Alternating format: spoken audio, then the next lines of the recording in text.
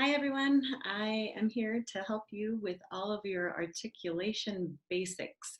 This is for any new speech therapists or teachers or parents that might be working with a student at home, whether that student is ill or you're on vacation or there's a pandemic going on and you need to help your student with articulation and you don't have a clue where to begin.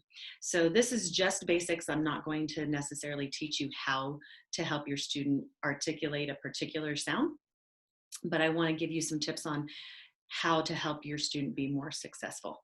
The specific thing that I cannot stress enough is that your student is going to need immediate feedback.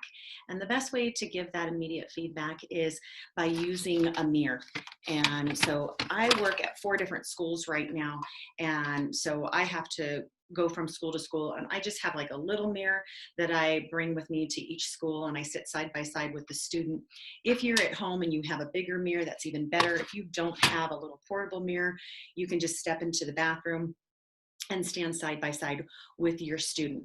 The reason I emphasize this for beginning articulation practice is because we always start with placement, and then we move from placement to syllables, from syllables to words, and then words to sentences, sentences to reading, and then reading to conversation. So I may have missed phrases in there. So we want placement, we want syllables, we want words, we want phrases, we want sentences, we want reading, and then we want conversation. But always, always, we want immediate feedback, and the mirror is going to provide the best immediate feedback for those students. The reason for that is you will, as a parent or a new therapist, be telling your student, okay, look at my mouth, look at where my tongue is, look at where my teeth are. I need you to do what I'm doing.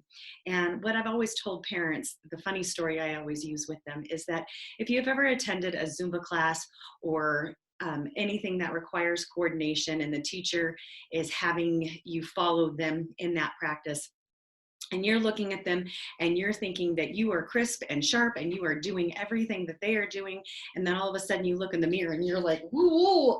And so the kids always laugh at that, the parents always laugh at that, and the truth of the matter is that's how our students probably look to us when we're telling them to look at us and to follow along with what we're doing. They think that that's what they're doing. That mirror provides immediate feedback. So I really strongly encourage each and every one of you to use a mirror. The other thing is that your speech therapist has probably sent home with you some pictures of the sound that you probably want to work on with your student. Might look something like this, or it might have something with something that you can mark off for your students' words. So if you are simply at placement, so for example, if we are doing L here and we are starting with the student just with placement, we're going to pull out that mirror, we're going to have them sit side by side with us, and we're going to show them, okay, this is where my tongue is going to be for the sound of L. And I usually will tell the kids, okay, if you take your thumb and you stick it right here, not behind your teeth, but there's little wrinkles back up here. And if you feel those, that's where your tongue needs to go for the L. And I'm going to have my student do just that. I'm going to have them put it in the right placement, okay? And if your child is working on L, I'll have a future video showing you how specifically how you can do that. So you're going to have them start that in placement. Then you're going to move on to syllables. And of course, you want them to be able to do it at the beginning, at the end, and of course in the middle. And so again, using the example of L, you're going to have them start with that's placement. When we move on to syllables, it's going to look like lay, li, lie, lo, lu. And so again, you're doing that with the mirror side by side so that they're looking at you in the mirror and they're looking at themselves. So their eyes can dart back and forth between you and themselves. And then you'll have them do it at the end. So they'll do ale, eel, ile, ool, ool, and then they'll do it in the middle. Ale, ili, ili, olo, ulu. And then when they move on to words, again, your speech therapist has probably given you some pictures. And so you can go through each of them with the student.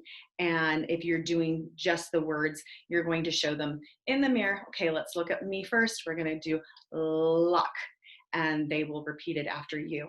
Once they get it with your model, hopefully what you will be able to do is to go through each picture and just point to the picture, and they will be able to say each word. All right. Once you go into phrases, again, you can use the picture and you just add one word to that so that it's a phrase. My lock, my leaf, my lamp, my light, my leash. So you get the idea. You just add one word to it. You can put the lock, the leaf, the lamp, the light, the leash. You can use just that simple word. Then, of course, moving on into sentences, you're going to create a sentence with each of the pictures that you have. Once you get into reading, you're going to get a small picture book or something at their reading level. Don't let it be challenging, but something at their reading level where they can work on that sound while reading a book to you. And then finally in conversation, you're just going to talk about your day and you're going to try and catch them in those L's. Now, again, that immediate feedback. Once you're no longer using that mirror, because you usually only have the mirror for placement, maybe syllables, maybe words. But once you move on to phrases, sentences, the kids usually have that, and you can just simply say to them, let's try that again, let's try that again.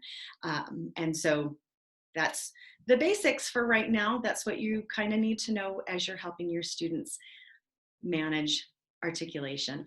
If you have any questions, leave me a comment and I will get back to you as soon as possible. Have a great day.